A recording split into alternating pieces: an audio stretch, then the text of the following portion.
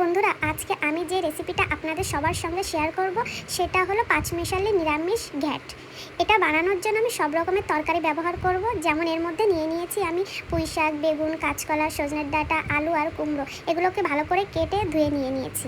এবার একটা কড়াই নেব, কড়াইয়ের মধ্যে কিছুটা সরষের তেল দেব, তারপর এর মধ্যে কয়েকটা বড়ি দেব। বড়িগুলোকে এপিট ওপিট করে ভালো করে লাল লাল করে ভেজে নেব।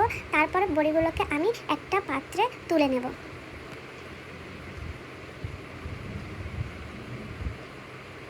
এবার এই কড়াইয়ের মধ্যে যে তেল আছে এর মধ্যে আমি গোটা পাঁচফোড়ন, তেজপাতা, শুকনো লঙ্কা এটা দিয়ে ফোড়ন দেব। তার মধ্যে এবার একে একে সব কেটে রাখা তরকারিগুলো দিয়ে দেব। প্রথমে আলু দেব। আলুগুলো একটু ভাজা ভাজা হলে একে একে আমি সব তরকারিগুলো এর মধ্যে দিয়ে দেব।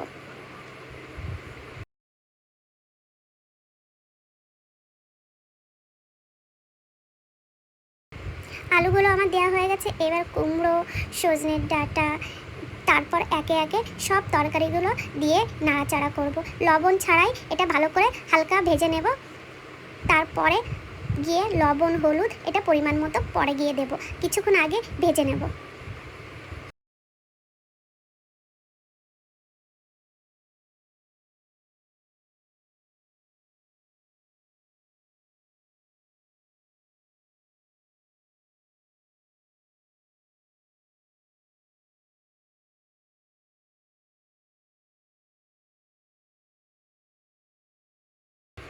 তরকারিগুলো দিয়ে হালকা হালকা জল ছাড়ছে। এবার সবার লাস্টে আমি বেগুন আর কয়েকটা গোটা কাঁচা লঙ্কা চিড়ে দেব।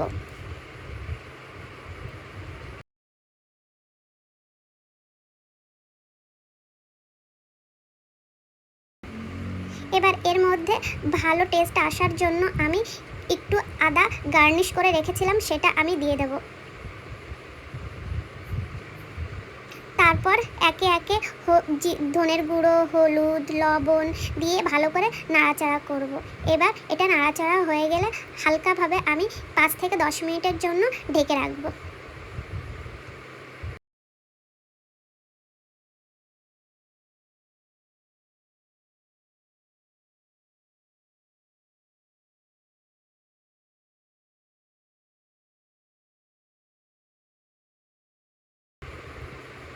ঢাকনা ওপেন করে দেখব, প্রায় তরকারিগুলো আমার অর্ধেক সেদ্ধ হওয়ার মতো হয়ে গেছে।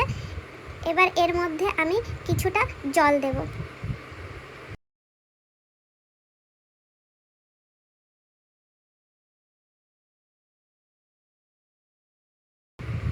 জল দেওয়ার পরে আমি আবার এই তরকারিটা সেদ্ধ হওয়ার জন্য আবার কিছুক্ষণ ঢাকনা চাপা দিয়ে ঢেকে রাখবো।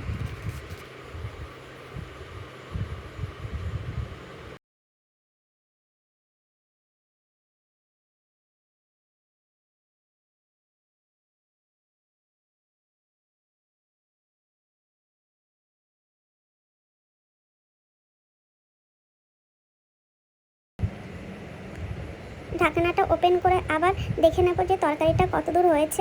প্রায় হওয়ার মতো হয়ে গেছে। এবার আমি এই তরকারির মধ্যে ওই ভেজে রাখা বড়িগুলো দিয়ে দেবো। এবার এর মধ্যে আমি ওই ভেজে রাখা বড়িগুলো সব দিয়ে দেব। দেওয়ার পর আবার কিছুক্ষণ নাড়াচাড়া করব।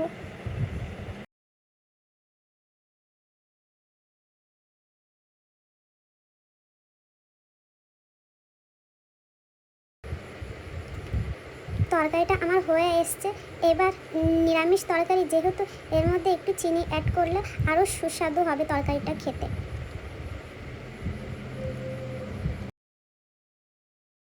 অন্যদিকে আমি একটা কড়াই নিয়ে নেব। ওর মধ্যে 1 চামচ জিরে, 1 চামচ পাঁচফোড়ন আর একটা শুকনো লঙ্কা দিয়ে ড্রাই রোস্ট করে নেব। এবার এই তরকারিটা নামানোর আগে আমি এর একটা পাউডার বানিয়ে ওর উপর থেকে ছিটিয়ে দেব আর নামানোর আগে 1 চামচ ঘি দিয়ে দেব।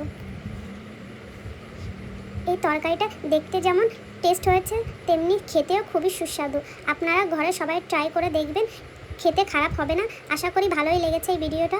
ভালো লাগলে একটা কমেন্ট আর একটা শেয়ার করে দেবেন। আপনাদের কাছে অনুরোধ রইল।